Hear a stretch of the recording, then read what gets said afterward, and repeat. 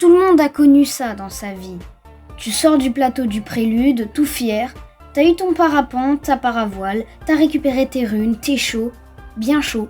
Tu descends dans les plaines d'Hyrule et là, allez c'est bon, fin de la partie. Salut, c'est Indesiut. Aujourd'hui, on va répondre à une question que tout joueur de Zelda s'est déjà posée en jouant tout simplement à Zelda. Est-ce que on peut vraiment survivre dans cet univers horrible ? C'est ce que nous allons expliquer dans cette vidéo. Pas en tant que Link, ouais, tu crois quoi, c'est trop simple. Mais en tant qu'humain, qu'un vrai humain, sans pas mal de pouvoir quoi. Et encore, là j'ai abrégé parce que la liste est très longue. On va devoir se passer de pas mal de choses. Donc on va voir tout ça dans cette vidéo.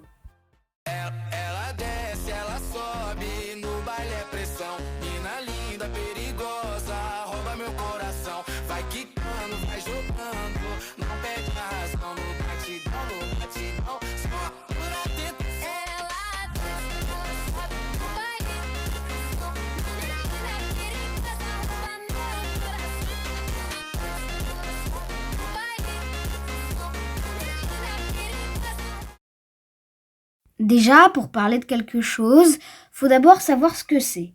Et donc, qu'est-ce que c'est les plaines d'Hyrule ? Donc, les plaines d'Hyrule, c'est la grande zone centrale. C'est un peu celle qui relie tout. En gros, si on faisait un petit récapitulatif de toutes les zones, au nord, enfin au milieu, il y a le château d'Hyrule avec Ganon qui fait son malin. À l'est, il y a le domaine Zora avec ses gros poissons. À l'ouest, les plaines de Tabanta où il fait très froid. Et au sud, la forêt de Firon, et où il y a aussi le désert Gerudo. Bien sûr, il y a plein de zones qu'on n'a pas citées, mais pour moi, c'est les principales. Ensuite, c'est une zone immense. Il y a des endroits qui sont plats et vallonnés ailleurs. Il y a des herbes hautes, des ruines, des chemins, des ponts, et surtout, le seul problème, c'est qu'il y a des gardiens. Il y a des gardiens partout. Mais c'est aussi une zone avec des ressources. De l'eau, des rivières, des arbres, des champignons, des animaux, des oiseaux, des lapins. En théorie, on peut y vivre. Mais c'est que en théorie.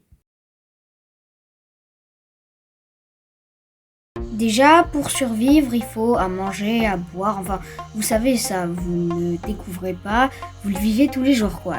Comment faut survivre ? Faut juste manger, boire, bien se nourrir, se laver, enfin, faut avoir de l'hygiène, quoi. Si on veut vraiment survivre, manger, boire et le reste, c'est pas très important. Analysons la façon de survie réelle. Déjà, l'eau. Dans les plaines, il y a de l'eau. Rivière il y a, lac, point d'eau. En vrai, c'est potable. Suffit juste d'une petite purification, mais en vrai, tu peux survivre. Donc, premier point positif, tu vas pas mourir de soif. Ça, c'est super cool pour nous. Par contre, faut aller la chercher. Et là où il y a de l'eau, il y a souvent des bestioles et des gardiens qui patrouillent. Chaque sortie pour boire est sûrement mortelle. Chaque sortie pour boire peut être donc la dernière. Deuxième point, la nourriture. Dans le jeu, Link y chasse des sangliers, des lapins, des oiseaux et plein d'autres bêtes mignonnes. En vrai, les sangliers, c'est très dangereux. Ils chargent et ils peuvent te défoncer les os. Les lapins, c'est très rapide et très compliqué à tuer. Donc, bon courage pour les attraper à main nue. Et les oiseaux, ça s'attrape pas comme ça.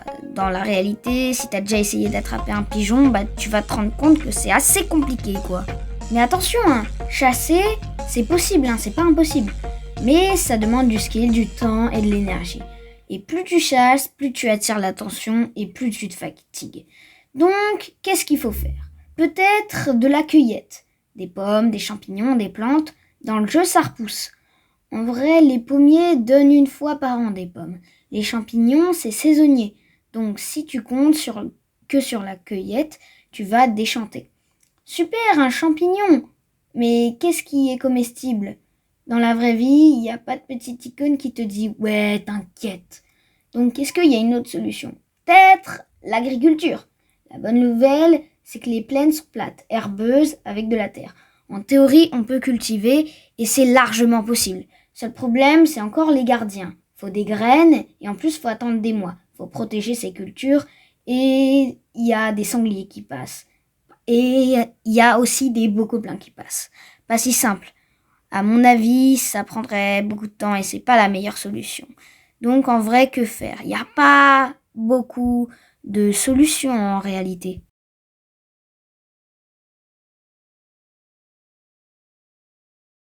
Maintenant, passons à la partie qui tue, littéralement. Dans les plaines, le climat est tempéré, ni trop chaud, ni trop froid. En journée, ça va, mais la nuit, ça peut descendre. Sans abri, sans couverture, l'hypothermie guette.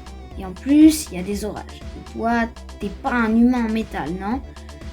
Pas de risque de foudre, c'est pas sûr. Mais la pluie, ça mouille, ça refroidit, ça pourrit tout. Les bokoblins. Les bokoblins, c'est des prédateurs humanoïdes. Ils chassent, ils montent des camps, ils sont en groupe. Ça ressemble pas mal à des humains, c'est juste qu'ils sont beaucoup plus bêtes. Mais ils sont souvent en groupe, comme on l'a dit. Seul contre toi, moi je te dis que tu fais pas long feu. T'as même aucune chance. Même avec un bâton. Surtout avec un bâton en fait. Et il y a aussi les moblins. C'est un peu comme les bokoblins, c'est différent quand même. Ils sont plus grands, plus forts, un peu plus lents aussi. Mais un coup de massue et t'es compote, à éviter absolument. Et aussi, c'est ce qui va nous permettre de défoncer totalement nos relations sociales avec les autres. Les Yigas, le gang des Yigas. Des assassins ninjas. Ils se cachent, ils te sautent dessus et voilà. Dans le jeu, c'est marrant. En vrai, c'est très très flippant parce que t'as peur de tout après. Et du coup, quand t'as peur de tout, tu restes enfermé tout seul et tu meurs tout seul en solitude. Et maintenant, les gardiens. Je pense que vous le savez, c'est le boss de tous les ennemis, celui qui va nous faire regretter d'être nés. Eh bien, c'est les gardiens. Ils méritent leur propre partie.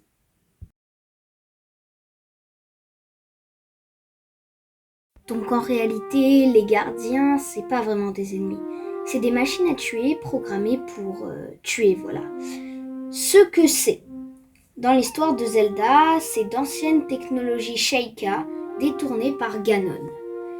Des sortes de drones militaires autonomes. Dans la vraie vie, ça ressemblerait plus à un char d'assaut.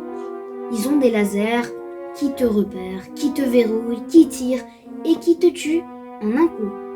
Comment est-ce qu'ils fonctionnent? Ils ont un œil, un seul, c'est leur point faible, le petit cyclope, mais aussi leur capteur. Ils te détectent visuellement. Si tu es dans leur champ de vision, ils te voient. Si tu es à découvert, ils te verrouillent. Et si tu es à découvert, eh ben c'est la fin pour toi. Un gardien dans la réalité, c'est comme on l'a dit un drone militaire, un char d'assaut ou un tank avec visée laser intégrée. Il va plus vite que toi, il tire plus loin que toi, il voit de loin, il voit plus loin que toi et lui, il se fatigue pas. Alors, comment on fait? Déjà, on pourrait penser aux fausses bonnes idées, comme courir, il va plus vite, se cacher derrière un arbre, il contourne ou il tire à travers en le déracinant, faire le mort, il scanne la chaleur et donc en gros, il voit que t'es pas mort et ouais, faut pas rigoler avec lui. Et si tu veux être rigolo et lui faire coucou, eh ben, il va juste se faire tuer l'humain qui lui fait coucou. Comment on peut faire? Peut-être une vraie solution. L'évitement. La nuit, ils te voient moins bien. Sous les arbres épais, ils ont du mal. Dans les ruines, ils te perdent. Mais le jour en terrain dégagé, t'es complètement mort. Voilà, c'est tout. Il n'y a pas d'astuce, juste faut pas se faire voir. On peut pas les tuer. Pour un humain normal, il est invincible. Tout ce qu'il faut faire, c'est se cacher et ne sortir que la nuit. Mais du coup, ça limite tout ce qu'on veut faire et c'est super dur. Cette survie va vraiment être très complexe. Bon, maintenant qu'on sait ce qui nous tue, comment on fait pour survivre? On a élaboré un plan en 4 phases. Le premier jour, tu bouges pas. Tu restes caché, tu observes, tu repères les patrouilles des gardiens, leur trajet, leur horaire, les endroits où ils passent et ceux qu'ils évitent. Les camps de bokoblins, les points d'eau, les zones sûres, tu notes tout. Enfin, dans ta tête, parce que t'as pas de carnet. Si t'as un carnet, t'as pensé à prendre un carnet, hein. Bon, tu trouves un abri, imaginons, pendant la première semaine. Pas un truc temporaire, un vrai. Genre un truc où tu vas pouvoir vivre longtemps. Comme une ruine isolée, une grotte discrète, loin des patrouilles. Tu stockes l'eau, tu fais des réserves de bois, enfin, tu aménages. Le seul problème, c'est que des ruines qui ne soient pas occupées par des bokoblins, c'est assez difficile à trouver. Bien sûr, c'est possible, mais il faut être chanceux. Pour en trouver, il faut un petit peu voyager. Et sinon, tu peux tout simplement tuer les bokoblins, mais c'est très compliqué. Par contre, dans tout ça, il faut qu'il y ait plusieurs issues de secours.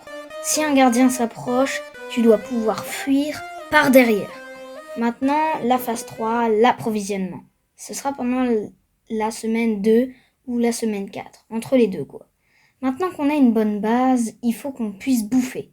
On sort uniquement aux heures sûres, par exemple aux aubes, au crépuscule ou aux nuits, et on pose des pièges, comme des fosses ou des collets près de la base pour chasser sans sortir. Tu stockes de la nourriture, tu fais sécher la viande, tu fais des réserves pour l'hiver. Car oui, même si dans le jeu il n'y a pas ça, l'hiver arrive vraiment. On est dans la réalité là. Et en plus, si tu veux tenir sur la durée, faut cultiver. Donc, tu dois trouver des graines et préparer un petit lopin de terre cachée. Tu plantes et tu pries pour que personne trouve ton jardin. Et surtout, jamais de feu la nuit. C'est le plus important. Car oui, je pense que tu le sais, mais la fumée, ça se voit. La lumière, c'est exactement la même chose. Donc, le bruit aussi, c'est la même chose. Ça s'entend. En gros, tu dois vivre comme un fantôme. Bon, et encore, les fantômes, ils se font pas dégommer avec des tirs de laser de gardien.